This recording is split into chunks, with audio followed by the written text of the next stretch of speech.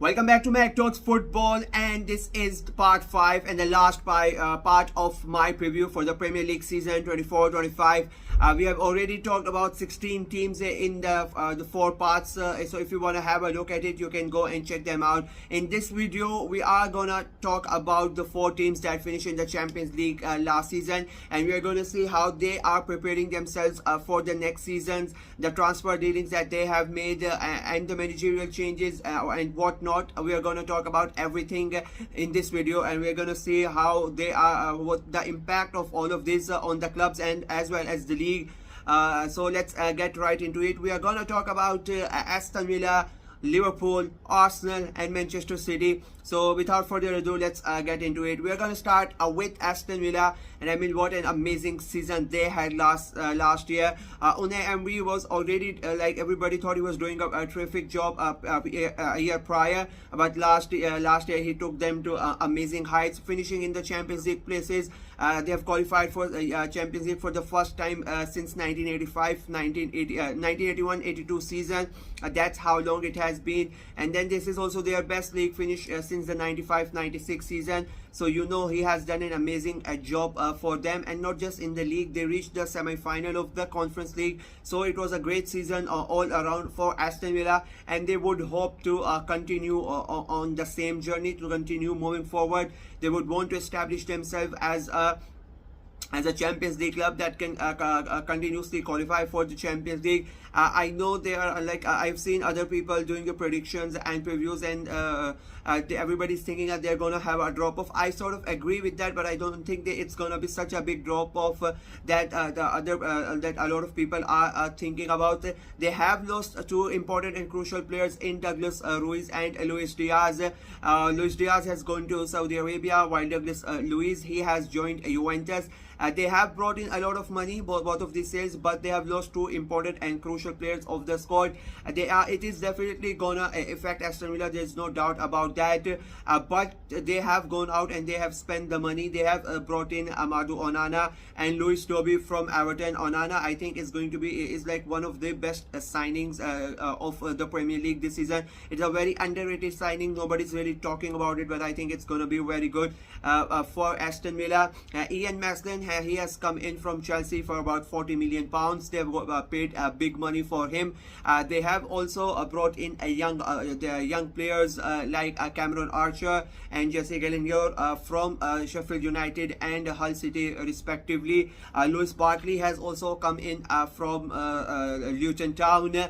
They have got Matthias Ealing Jr. from Juventus as well. So they have spent the money all around. They have updated their squad, and I like their people are really underestimating Emery by thinking that they are going to have a big drop off. I don't think it is going to happen. They might not finish in the top 4 because I think the other teams around them, like, I'm still not convinced. I might still put them in the top 4, but I think there are some clubs around them that they have more experience. As I said, they are going to play in the Champions League for the first time, so it's going to be a new adventure for them, playing 3 games in 1 week. They played in the Conference League last year as well, so you can say that they have an idea of that. But then again, the demands of Conference League and Champions League are quite different.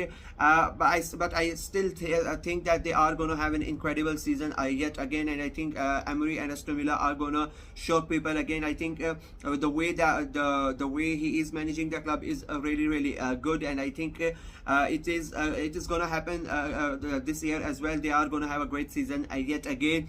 Moving on from Aston Villa to Liverpool, and talking about one great manager going to talk about another great manager in Jurgen Klopp. I mean, last year they finished 3rd in the league. They were never really contenders for the title. They won the League Cup as well, but I mean, the last year will be talked about only and for one thing as Jurgen Klopp's last season. He has finally said goodbye to Liverpool. He had decided that he's not going to stay any longer there. What an incredible feat he has achieved there. He has built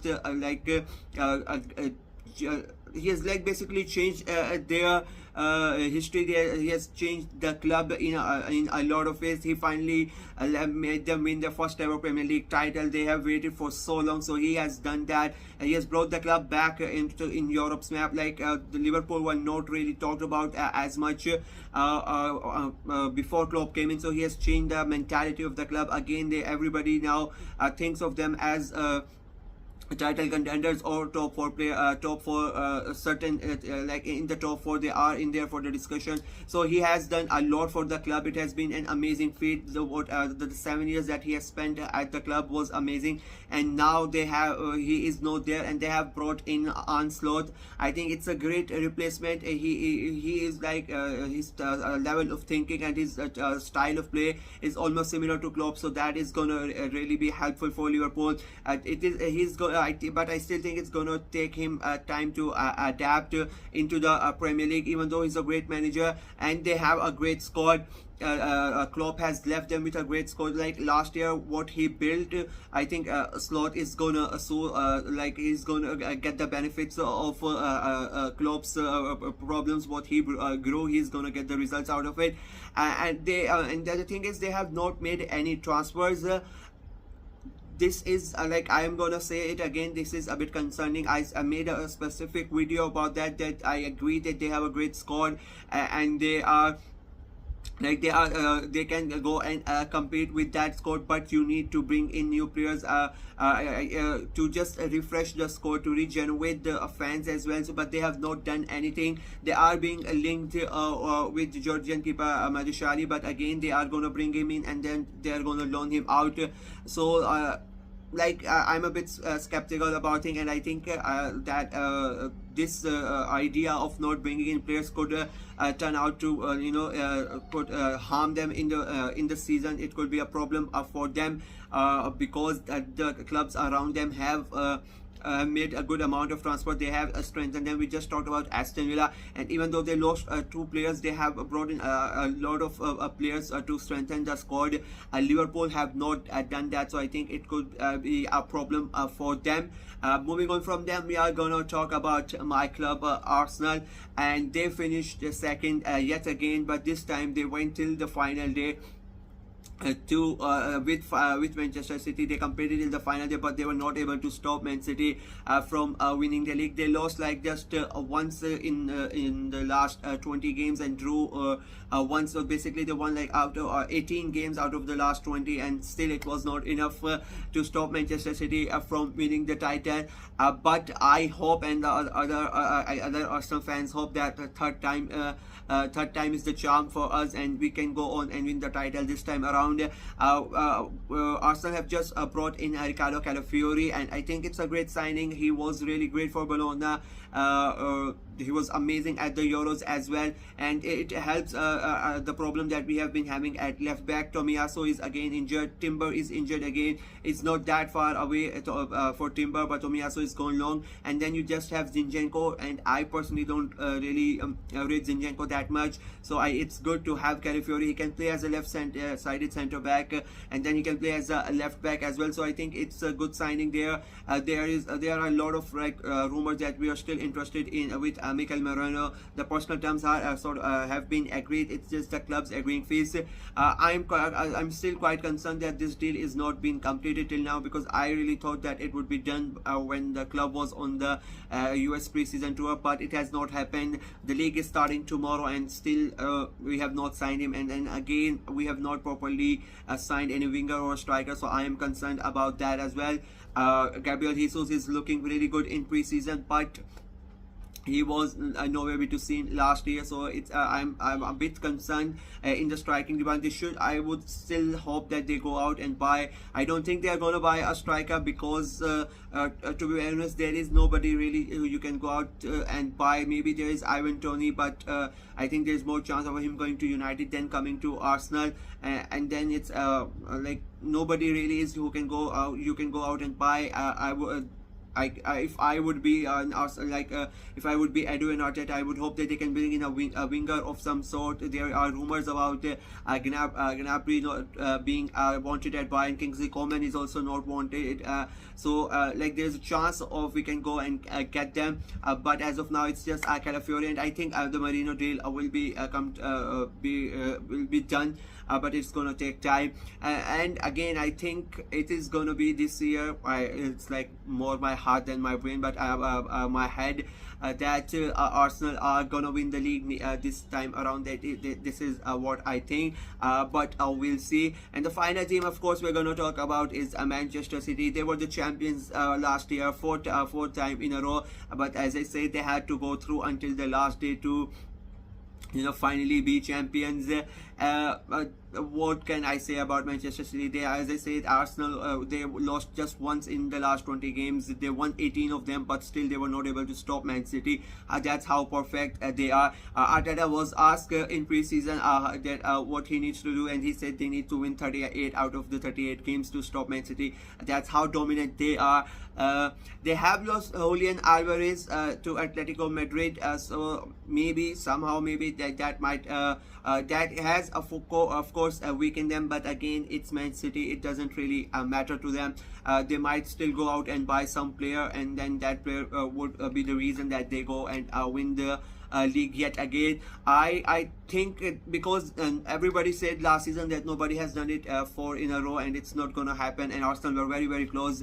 It's the same logic that's gonna get applied, that nobody has done it 5 in a row, and I think this really could be the season that they don't win the title. And the plus you still have those 115 charges, and I think this could be the season where it is something is actually done about them. The chairman of the Premier League, he said about a day ago that it's time that we talk about it, we have a look at those charges and we investigate them. So I think maybe this is the year that we finally see some action, and what type of action it could be. Manchester City getting their points docked, or some huge fines, or getting relegated. We really don't know. They are like everybody can wish that Man City gets relegated, but we need to look at the real world. There's no way that the Premier League relegates Man City. The most that is going to happen is I think they get docked about 5 to 10 points, or they are going to fine him, or maybe nothing will happen, because powerful people in powerful places, they don't really nothing really happens to them. So that is it. I think I really hope that they don't win the title. I really personally I believe it as well. I think Arsenal are gonna win it this year. But yeah, so that's it. That is it from me in the preview. Let me know what you guys think of the idea of my preview of what these teams are gonna do in the next season. Does the Liverpool's thinking of not signing anybody is gonna affect them in a bad way? Do Arsenal really need to go out and sign a winger? What about Man City? Does losing Alvarez really weakens them? And will they be able to keep a hold of that top 4 spot, or will they fall, and the pressure of Champions League they will not be able to contain it? Let me know whatever you think in the comment section below. Like the video, share it as well, click on the notification bell, and subscribe to the channel as well. I'm pumping out content like about 4 to 5 videos as the football season is starting, so there are a lot of videos coming in. We're going to talk about the transfers as well, so it's you just subscribe to the channel so you don't miss out on any of the content. Until next time, bye bye.